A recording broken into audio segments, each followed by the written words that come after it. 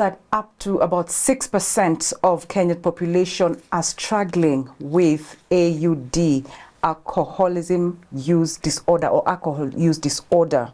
This is Parenting Tuesday. Welcome this morning, and our topic of discussion is on effects of alcoholism on parenting. And this morning, I'm super delighted to be joined by two amazing guests. One of them is an expert, matters psychology, and the other one is someone who's been using or has been in that journey for close to 40 years, just using alcohol, and it had impacted his life in a very negative way, his children, his parenting style. So it's a conversation. I would just urge you to keep it here, loop in, send in your comments, compliments, ask your questions on 20316, that is our SMS line, and 0786 316 316 is our WhatsApp line.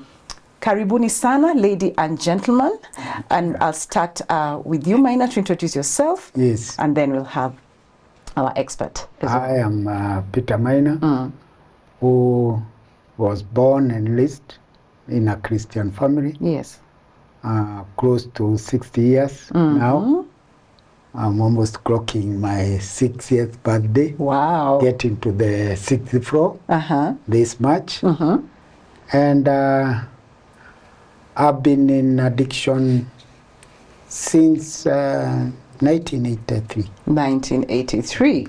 A story that you are all looking forward to. Kusikia how you made it this far and you look this good even after that. Karibu sana. Millicent?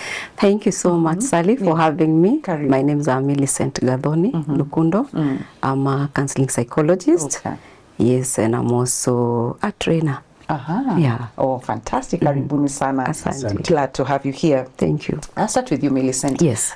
From where you sit as an expert, is the problem as bad as it seems or it sounds? Like I started with the statistics on, close to about 6% of the population. And knowing that alcohol is one of the most abused, mood-altering substance. Yes. Is that really the position? Indeed, it is that bad in our country. Yeah. Actually, from the media, we've been hearing of how people are really struggling with alcoholism. Yeah. And not only that, when you visit homes, you will definitely find you won't miss somebody that is having that alcoholism disease, or rather having that challenge with alcoholism. Yeah. So indeed, it is a cry in this country. Okay. And you can see from the government how they are trying to fight this challenge. It is indeed on a high rise. Okay. Yeah. It's on a high rise. Maina, yes, please. You've been in this journey close to 40 years. Yes. When did you start drinking, and why? Is it something you saw? Is it trial and error in school? Yes. How was it? In starting drinking, I would say it's through peer pressure, but that is when it became a habit. Okay. But even before then, it was just a way of life, socializing and all that. And at experimentation is when now you have your peer pressure. Okay. They are doing this. How old were you then? I was in A-levels, and that is when I started with cannabis, which is marijuana, a drug in school. And it was that excitement, and you feel well, you feel high, you feel good. So not knowing that this long choice you have made is going later to affect you, because it will become a habit, and later on you will be addicted by the substance you are using. Okay. May it be alcohol, may it be cigarette, may it be marijuana. Yeah. And all of these are drugs that alter your way of life and your mood disorder. All right. So, Millicent, yes, here he is. He's done this for he's a parent now. He's talking after, you know, he's a recovered addict. But, you know, in that journey, is there a way that that kind of lifestyle then impacts him or makes him fail to be a good parent to his children, probably connecting emotionally, physically, psychologically, all those aspects? Does that affect? Indeed, it does affect. Yeah, like you're saying about emotionally. You know, Sally, parenting is it's about nurturing. Right. And as you're nurturing something small to greatness. Right. You know, I look at parenting as nurturing, you know, a plant. It begins as a seed. Yeah. And it grows to be a big plant. So the process of this plant to maturation needs a lot of care. The same thing with parenting. Yeah. A parent needs to be there emotionally, you know, mentally, physically fit. So parenting has its own challenges. Now you can imagine adding another challenge of alcoholism. It can be quite frustrating. Okay. You know, in parenting, because like he said, it alters the way you think, the way you reason, the way you even do things. Yeah. And most of our behaviors are informed from our thought processes. Yeah. So he's saying he was taking it to feel good. Yeah, the feel good is there. However, after the feel good, what happens when the feel good is over? You're coming back to the real, you know, to the reality of life. So yes, it does affect the parenting. Okay. All right. Maina, you know, at what point now in your life, you know, you started this, you're in school, and it goes on for this close to 40 years. At what point in your life did you realize, now I'm in trouble? This now is messing me up. What was your turning point? At my turning point was actually way back in 2016. Oh, wow. And 2016 is when I came. I came and joined Teen Challenge. Okay. Actually, it's my brother who brought me to Teen Challenge. And when he was taking me to Teen Challenge, I had lost my family, that we were separate, we were not living together. Okay.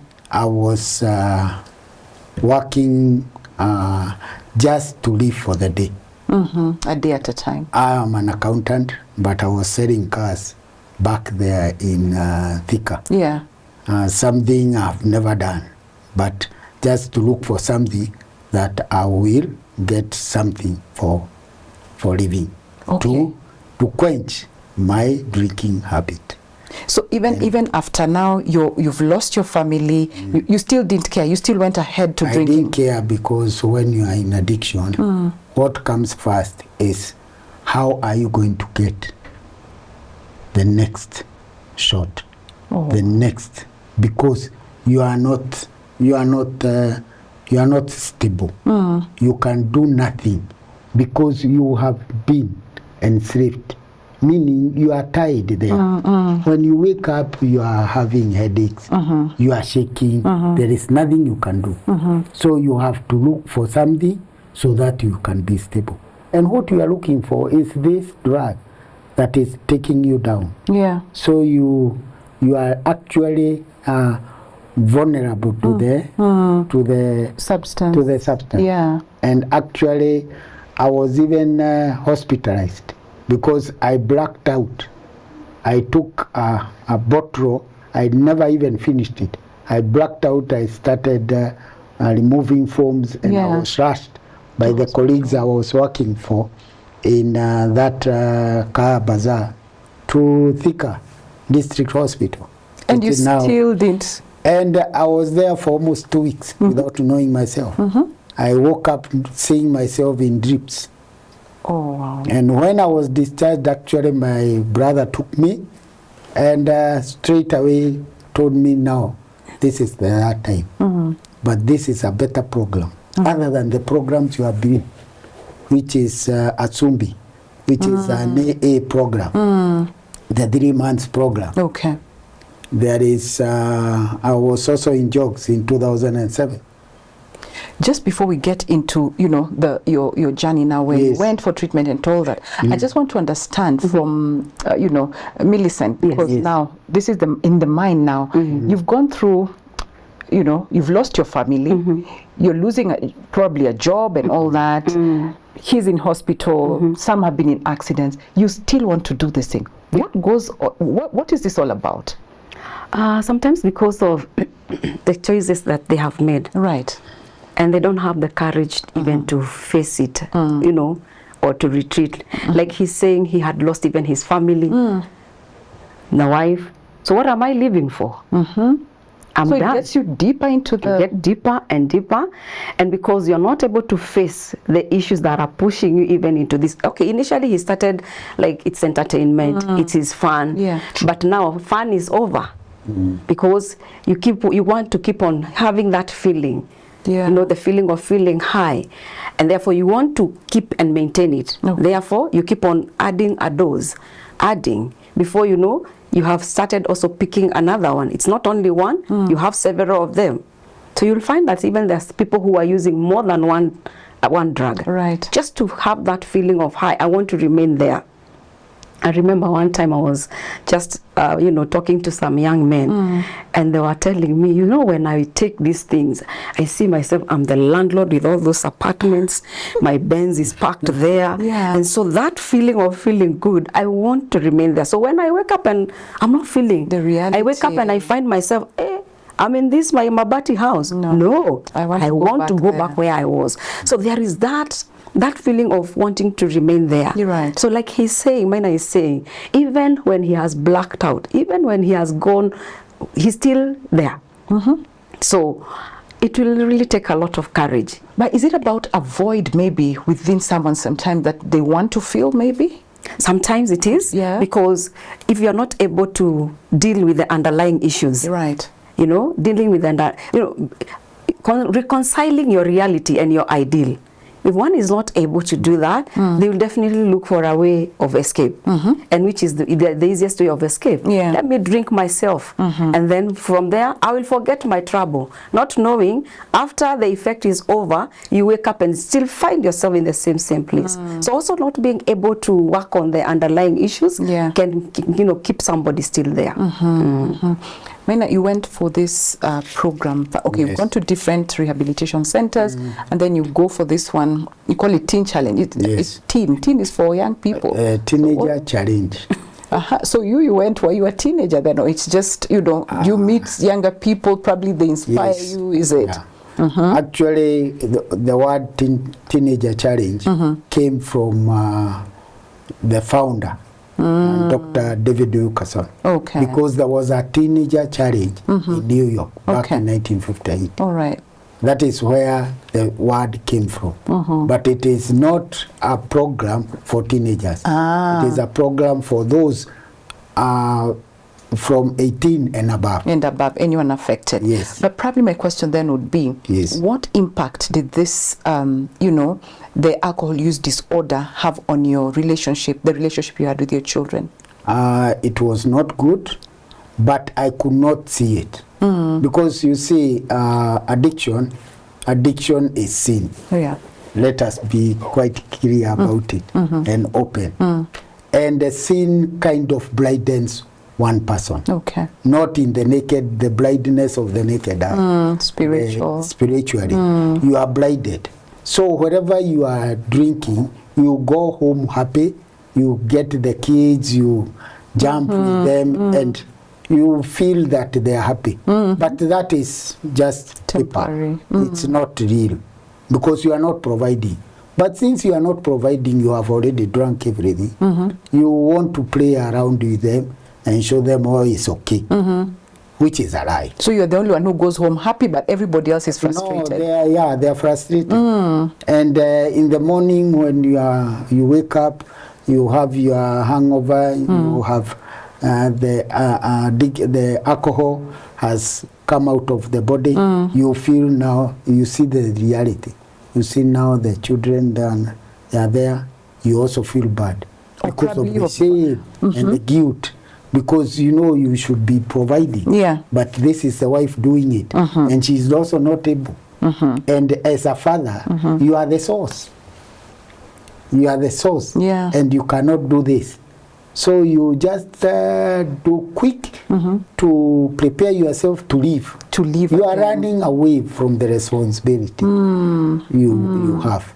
But even if you get whatever you get, as I told you, I'm an accountant, so I used to do booking fee for people, doing the returns, the monthly VAT returns. I will get the money. Yeah. But where will I stop first? It is in the clubs. So by the time I'm leaving there, it is already late. I've not taken any shopping. Home. Yeah. Yeah. So it becomes a cycle. So what happens in the morning? The children are going to school. He doesn't have a pen. He doesn't have what? But you have nothing. You are even going through the kiosk to ask for bursary. Ile kitabu, you know that kitabu for writing? Yes. Madeni, you have that. Yes. So you run away. Yeah. So it becomes a cycle. Okay. So it repeats itself. By the time you are realizing what you have done, things have gone haywire and everything has fallen. Right. Millicent, you know, like he's saying, this is a vicious cycle, you know. And so what burden does this other parent have? You know, how is she affected or he affected? Because it could be the other way around also. All of them are affected, like he's saying, because as a man, and in this part of our world, we know that men are the providers at home.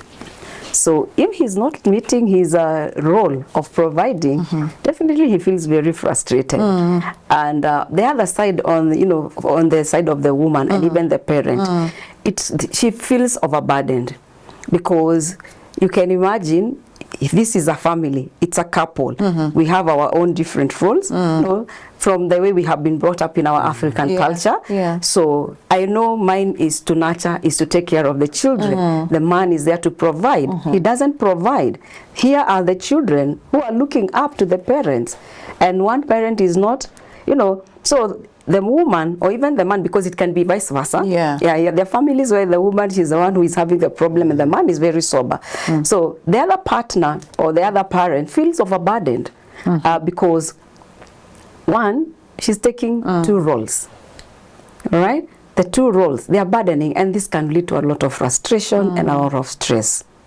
A lot of stress and frustration. Yeah, and when it happens like that, then you can imagine how the family is affected.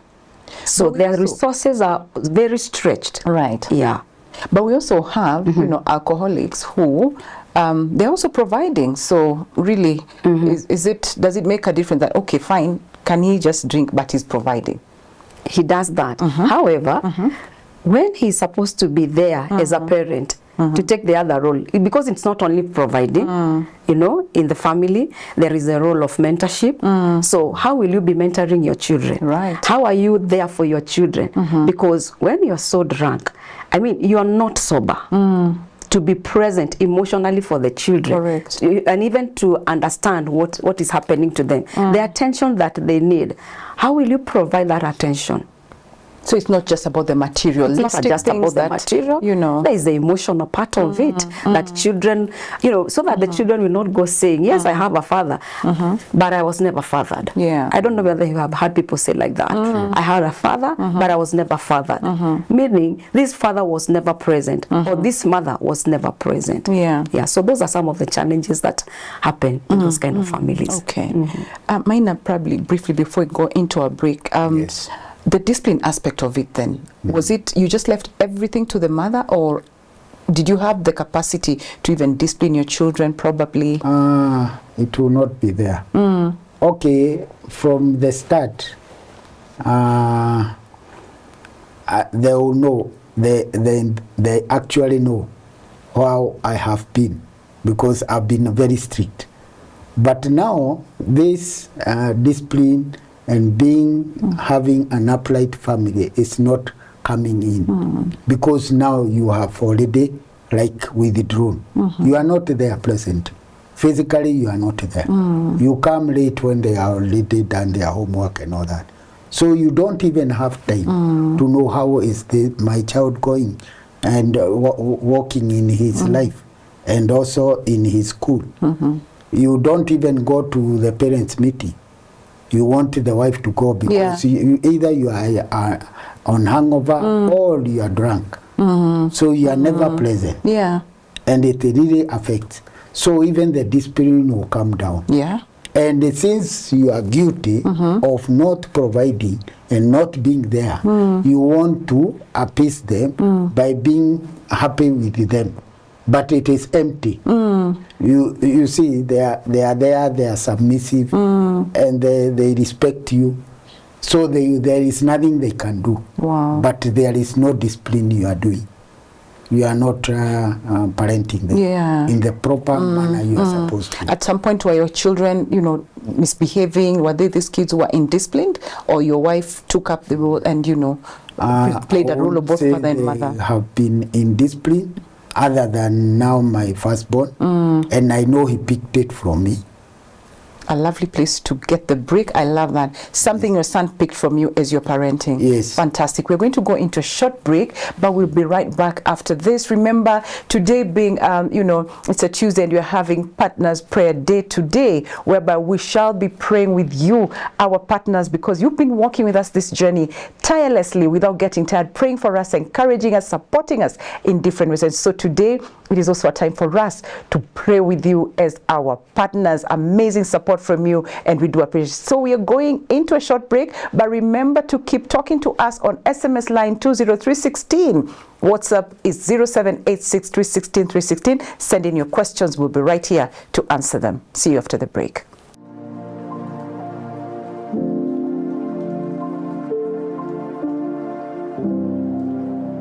My name is Rose Mulindi Musau.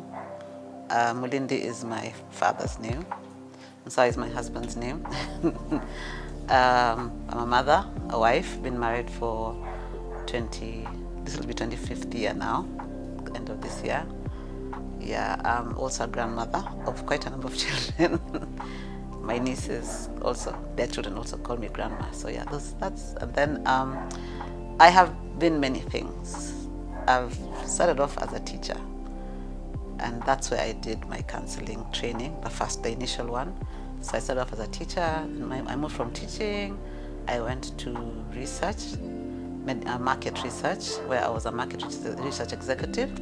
Then I moved from there, and I went to the NGO world, where I was a monitoring and evaluation officer. As Rose reflects, knowing about family radio came to her as a blessing. I was actually in my car, and there was a family FM car in front of me. It had a sticker.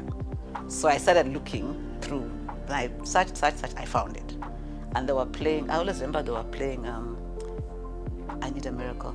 Lord above. As an avid listener to family radio, Rose has seen not only her life impacted, but that of her family as well. Chuck in the morning, that one I cannot miss. No matter what I'm doing, no matter where I am, I will log in. When Pastor Jemo was there, I really liked his programs, like all of them. Like that one was guaranteed. Even if I'm going to work, I'd be on the radio. Lately now it's Mokaya. He's good. Kememwa is still. For Gospel Sounds of Africa, that one I do not fail to listen. My son, I've seen a change in him. Like he tends to actually listen to family more than any other Christian station. Occasionally, yes, he will tune into something else, but most of the time he listens to family. And he basically really likes, there's a part where music is just played, he'll listen to that and he'll sing along. Even when he's driving, he'll sing along. My daughter, she actually developed a love for Hillsong because of family. We acknowledge the tremendous support of our partners that has been key in helping us keep Jesus on the airwaves, but we can't stop now. We don't stop until Jesus comes back, because the menu you guys have is different from the other Christian stations. Everybody has the channel they listen to. If you guys stopped, that sector that listens to you would be lost. There's that song that says God loves people more than anything, and God loves people to come to him. And sometimes we as individuals cannot go out there and do that work. If you're as scared as me of approaching someone and tell them, hey, do you know about Jesus? Family can do it for you. And the only way they can remain on air is if we give.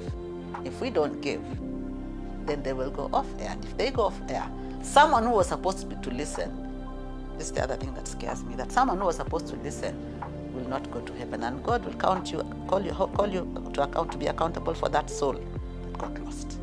So give, because you never know who will be blessed because you gave. And family radio is still on air.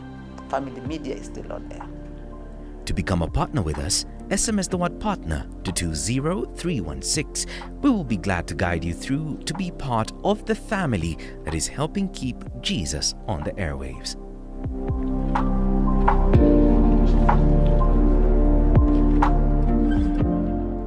Amazing, impactful story right there by Rose, who's been married for 25 years?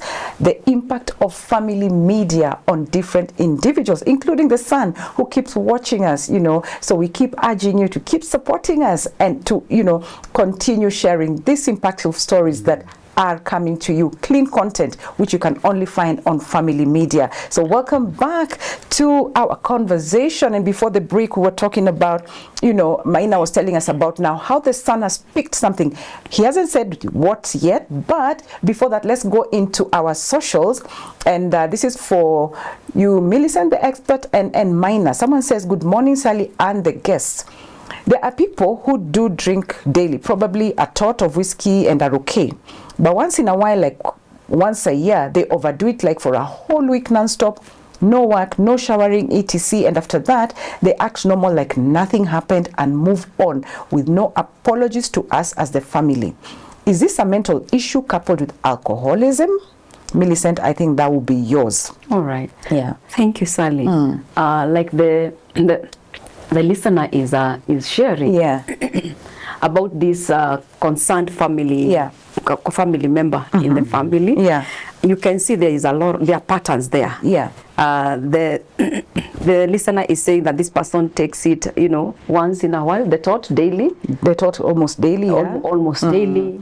And then once they overdo it. And even when they do that, there are no apologies. For them, it's like they are entitled to that. Right. So to some extent, maybe with further, listening to the client, would be able to say whether it's a mental issue or is it alcoholism. So with this little information, I may not be able to rule it out. But is this someone you may encourage to seek help? Yes. Would want to. This is somebody I would want to encourage. I would really want to understand these patterns that are because the listener is saying that this person, when he or she drinks, they don't shower.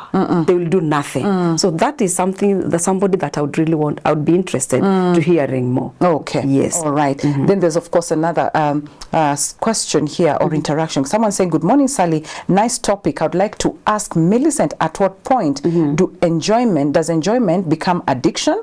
Because it seems there is a very thin line between that and how does one realizing they're going south? Very good question. And to Peter, at what point is there any point in your life that you started probably drinking to a point unauza things from the house, and what was your wife's reaction? So probably did you get to that point? To that, and I've been to that point, and what happens is that you have already been indented so much in a way that there is nothing you can do. Okay. So you'll go to the house, pick the gas cylinder, take it, and you are selling at a throwaway. Actually, you don't even sell. What happens, what I used to do is to take to like a Shylock. Give me 1,000, I'll pick it next week, and I'll pick it with 1,200. Because knowing very well you won't do that. You'll never get. So you even go and take something else. I've done also, I've been working with my bigger brother, and I have picked items. He is a contractor from the site and taken and sold them out at a throwaway, because you are not selling to gain anything other than to get that so that you can go and use. Okay. It's not been good. It's been very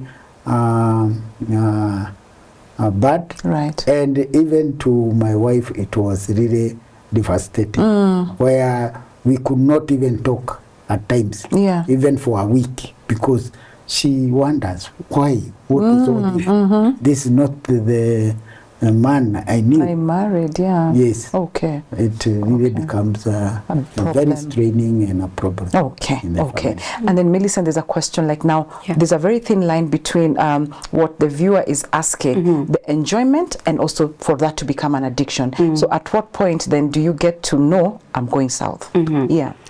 Addiction is a process. Okay. You don't just wake up and become an addict. It's a journey. Okay. You're starting with, you want to experiment.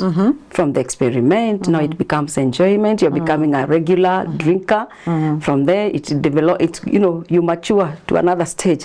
Before you know, things are going south. Okay. So it's a journey and it's a process. Okay. By the time you get, because the viewer is asking, how do I know I'm going south? I'm going south. Yeah. By the time you're not able to do whatever you are expected to do, your daily, daily doings, daily, performances, the work, then you start knowing things are not okay. Like Maina is telling us, he didn't start as an addict, but he started with enjoying. Let's taste. How does it taste? Experimenting. And before you know, you're like, okay, it's not bad, it's good. Yeah. Once in a while, weekend, kulewa. Before you know, it becomes now weekend, it prolongs from the weekend, even when you're working, even when you say maybe after work, now it is not after work again. You wake up with hangovers, you start again taking in the morning. So you see, it's a progression. It's a progression. Yeah. Which they call kutoa lock. Sindio, asubuhi you feel high, you want to kunatoa lock, right? But Millicent, you've talked about when you're not able now to do what you're supposed to do, isn't it? But there's something called functioning alcoholics. They work. Yeah. They do, all those things. So how do you then know that? And I think there's a question to that. Someone has asked something close to that, and he's saying, good morning, Sally, I'm enjoying the show. I recently lost my cousin through alcoholism. Pole sana. He was good and just fell and died, only for postmortem to reveal how much alcohol had destroyed his organs. Please help me understand this. I have a friend who drinks literally every evening after work. He recently lost his family because the wife could not keep up with that character. He's always smart, hardworking, but alcohol to him has become a daily bread because of the economic situation across the globe. He's now into local Moratina and keg. How can I help him? So this is the same question of functional alcoholics. How does that work? But you can see how it is destroying the family. Yeah. Yeah, for that one of the question or the viewer is saying that the wife could not keep up with this behavior or this character. So yes, they are drinking, but they are functioning. But you can see the other one dropped dead. And when the postmortem was done, he was found to have a lot of what? Alcohol content. So there's definitely an impact, even when they feel they're okay, they're even working. when they feel they're working. Okay. Yes. Yeah. All right. And again, what happens is that there is no functional one who is functional alcoholic. What they do, they put a face. Okay. So he knows these are my problem. But for me to maintain and be what I want to be, to drink, I have to be smart. I have to work. I have to go to work. I'll be there from 8 to 5. But that is a show. He's covering up. It is only a shadow. Okay. But in him, only that he is not exposing himself. In him, things are happening. He is a total alcoholic. He is a total addict. Only that he is able to hide it. Okay. Putting a face. So this person needs help. He needs help. We and you can even see from our viewers, they are saying the wife cannot cope because akona yeye hapa kwa hapa. Yeah. On a daily basis. Yeah. And you can see things are going wrong. Okay. So surely things cannot be going wrong, and you are you're functional. Absolutely. Actually, it's a Oh yeah, you're right. They can't be okay, and you're calling yourself a functional alcoholic. Before the break, Maina, you had talked about your son. Yes. We're talking about parenting today. What is this about your son that he picked from you? When I have been in addiction. Right. This is one person and he's the firstborn. I could see I'm coming home, and at times I even go home with upepunusu. We call them tukwata. Yeah. And I'm drinking, I'm happy. At times I will even go out and he will pick it because he want to be happy the way he's saying like I'm happy, that. the way I'm enjoying the lesson. So he also want to be, so he just pick it. And you see, even for children, as they grow up, they don't grow on what you talk to them. No, it's what they see. Absolutely. So they are saying this, he is ever happy, he is ever jovial, all that. So he picked it slowly by slowly. Oh no. And the problem came in now when he went to secondary, because now he joined the wrong group. Yeah. And he started with drugs and prescription pills and banging. Oh. So by the time I realized, it's when I was being called that he has been expelled. And actually he did his exams when he was out of school. How did that make you feel? It was quite bad. And it was really devastating. It broke you? Yes. And I could see now, surely. And this is the result of what the wrong choices I made. You made. And the journey I'm taking, my children, I do not wish. I cannot hold this anymore. Yeah. And there are others behind him. So the Uru can do the first one. Yeah. So I had to step in and I had to. But at that time you're not, now you're already recovered, right? I had recovered, When he was now in but the... not fully. Oh, okay. Because I had had an accident in 2014 Okay. that actually put me out of addiction for quite some time, but because of health. I got an accident which really put me in for clinic for about a year. And I was in crutches. Okay. So actually it helped me to come out. So it was just a break. It Did was you a go break back? because of the accident, and the medication, and now that I'm sick. Okay. And I almost the whole of 2015, I never touched alcohol. I stopped even smoking, Okay. marijuana, but I was still in with my cigarettes. And now, once I was fully recovered, I bounced back, which was now so much, so bad in 2016. Where Millicent, yeah, where now you came to break down. to break down. Yeah. I went to rock bottom. I would call it rock bottom. Yeah. That's what. That was your turning point then. Millicent, is there a correlation between what the children, like now his son, saw and how now they turn out in future? The chances? Yeah, there are high chances. High chances. Because like he's saying, children don't do what you tell them to do. No. It is monkey see, monkey do. So the children have said, oh, if that is quite okay, he's having fun, why not? Let me also try it. So yes, to some extent, Okay. it does affect. Yeah, that how children come out, how they become later in life. Because again, children learn. Family is the first school. Oh yeah. True. It's where you learn a language. It's where you learn to interact. It's how you learn even to solve problems. So if those things are happening in the family, then definitely they are learning, and they can see what is happening. Okay. Therefore, they pick behaviors, and as they're picking these behaviors, they carry them along. If dad is happy, And probably what the is wrong? strict parents, so they see what you is mirror. wrong? What is wrong with me being happy? We've had people saying, or rather, some of the addicts, they say they started at home. It is in the fridge, so they will go take some and then add some water. So when the parent comes and says, it's still there. These children don't know what this is. Yeah. Not knowing, they've added some water inside. Oh wow. The amazing conversations. Here I can see another person saying, good morning, Sally, and the amazing panelists. My question is, if you have a problem with drinking, why is it so hard to seek for help? I have seen my father kind of struggling with the alcoholism, but doesn't seek help. They are never sick. It is you think they are sick, but for them, They're okay? I'm okay. I don't have any problem. Right. Am I not functioning? Right. But I don't have a problem. So it is us who are outside that see there is a problem. I'm sure in Peter's family, like he's telling us, the brother was like, wait a minute. Now this is my last point for you, and I'm taking you. Because he can see that he has a problem. Right. Yes. So And for you them, they don't don't see see. the problem. Yes. And it is true. I concur with what Councillor Millicent said.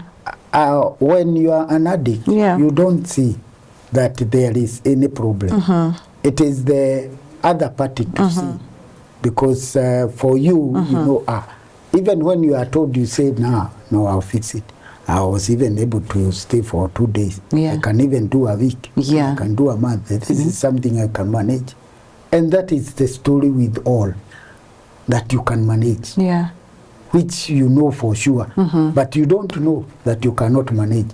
But you always convince yourself you can manage. Talk to us about the change, because you've gone to different places for rehabilitation. Yes. What was different with where you went last now for you now to, because I think that's where now you changed completely up to this time? Oh, yes. There is a what did they do differently? It was a total whole world of difference. Right. Because in rehabilitation, there are 3 types. Okay. There is the psychological rehabilitation program. There is the spiritual, which is Teen Challenge. Right. And there is the medical. The medical rehabs where they do detox and they give you medicine. Okay. We have the Mutudos and many others where they have come even to a point of inserting microchips. Wow. Such that one would, and we have the students with us now at Teen Challenge. Okay. They have gone there for 3 months. And let me say, the difference is when you do a 3 months program, they put it 3 months because they know naturally want to get detox. Naturally, you can be detoxed in 90 days by eating health and not using the drug of choice. Okay. And that is why they put their program 3 months. Because 3 months is 90 days. It's 90 years. And here you have put somebody in rehabilitation. So he is not using. And he is eating health. So naturally he will detox himself. Detox, yeah. So even when they talk of detox, maybe they even just put water and they pocket it there. Yeah. So it is a big difference. Okay. Because in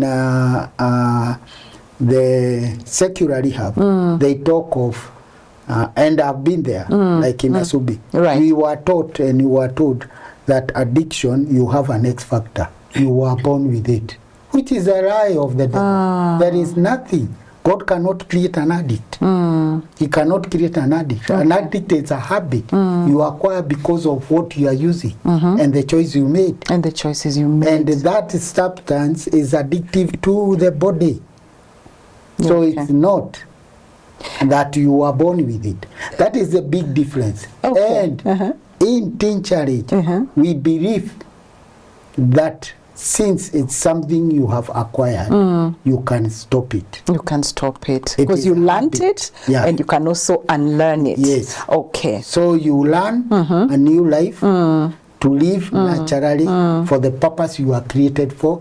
And you leave the old habit, which is a wrong choice you made and you picked. And what is all this about addiction? It is about that you have not accepted who you are. So you are also kind of questioning God. Why did you create me like this? Why didn't you create me like the other? Yeah. And it's at that point, maybe, remember our conversation behind before we came live, we talked about, is this a sick, is it an illness, Millicent? But before you answer that, I can see a question, and I think it's important to address this one because it's from a child who is saying, I live with my dad after he separated with mom. He drinks daily and criticizes and judges me always about my school performance. I can't talk to him when he's sober because he avoids me. I don't know what to do. I think this is a child who needs our help, your guidance as the experts, so probably we can address that before we end the show. Yeah. Maybe I don't know how old this child could be, but I'm imagining because he says he lives with his dad after he separated with mom, and he's a school-going child. And he's a school-going child. Yeah. So I'm just wondering, are there other people who maybe, what other options are there? Because does it mean that the mother can't live with this child, and are there other family members who could be involved? Because if this is a minor, the child needs to be protected. Yeah. And the child needs to be taken to somewhere that he or she is being nurtured. So because you can see that he's saying that the father criticizes and judges him or her always about the school performance. It's a lady called Joyce, and she says, I can't talk to him when he's sober because he avoids me. Exactly what she was talking about. Yes. Yeah. And that's why most of the time, I'm sure Maina will agree with this, that the addicts, when they want to talk, they talk when they're drunk.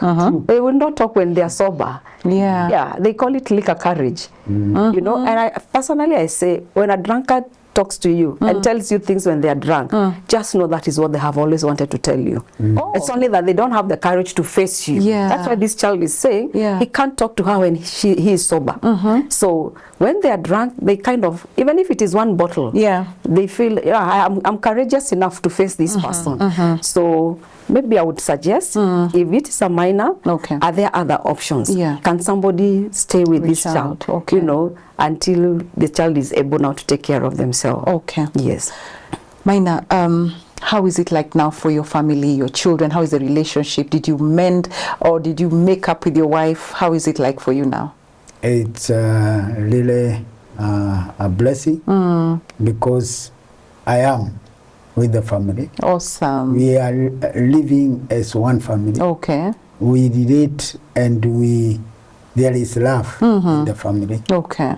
There is that awareness that there is the head of the family. There is that respect, which something I could wasn't there before. No, I was just out knowing this is like the end. Okay. He's among the lucky ones. Very. You feel you have started losing a family and then all of a sudden it is squabbles.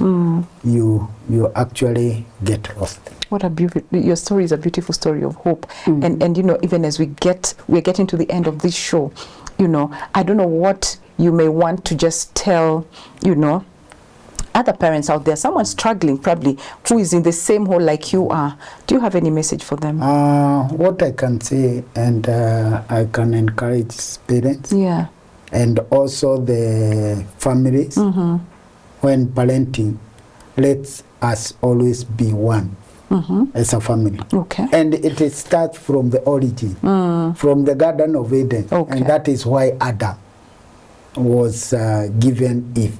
And it's only that time that he saw Eve that he was happy.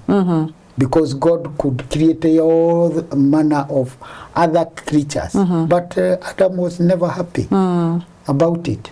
But the moment he got Eve, he was happy and joyous. Okay. And they could fellowship with God on a daily basis. Okay. So where does family come from? Family comes from people coming together as one. Speak to that addiction, someone who is in the addiction now, so and they for feel those defeated. who are surely in addiction, let me say and encourage them. And the main encouragement is in Romans 12, verses 1 to 2. If I can paraphrase, it's about not conforming to the things of this world. Amen. but being transformed by the word of God. Amen. By the renewing of the mind for a perfect, lovely family in all setup. But if we conform to the patterns of the world, we'll be lost and we'll divert from the purpose we were created. Asante sana. Millicent, your closing remarks in probably 30 seconds. All right. Yeah. There is hope and there is a life. If you're there and you're addicted and you feel like you're giving up, right, I want to remind you that there is help. Just reach out your hand. If somebody is drowning, unless they scream, right, that's when we'll come and rescue. True. But if you're drowning and you just want to drown quietly, then we will not be able to help you. So I want to say that there is help outside there. Okay. You can reach out to us. That's why we are outside there as counselors to help you. And I'm sure for Minor, because of the family support, he was able to come out. So there is help. Thank you so much. Amazing people, amazing conversation, encouraging stories right there. And remember, this is the reason family has been on air for the last 25 years, impacting lives. Look at this story today that has positive, encouraging, effect, I know, on many of you listeners and even viewers. So we just want to urge you to keep on supporting this kind of content by just sending in your contribution, whatever amount it is, from 1,000 shillings, any other amount you may have, on our pay bill number 316, and the account number will be your telephone number. Remember that Family TV has been creating impact, has been helping people, has been bringing souls to Christ and bringing those souls to Christ through such impactful stories. So keep it right here for more of this, and tomorrow we'll be back here on Money Matters, and we'll be talking about understanding table banking tomorrow with our financial experts and a beneficiary to that. So God bless you and keep you, and thank you so much for all the conversation that you've thrown our way, and we'll be looking at them even after this with our experts in studio, and we'll be reaching out to you if at all you need any help. God bless you and keep you, and see you again tomorrow on Financial Clinic. God bless.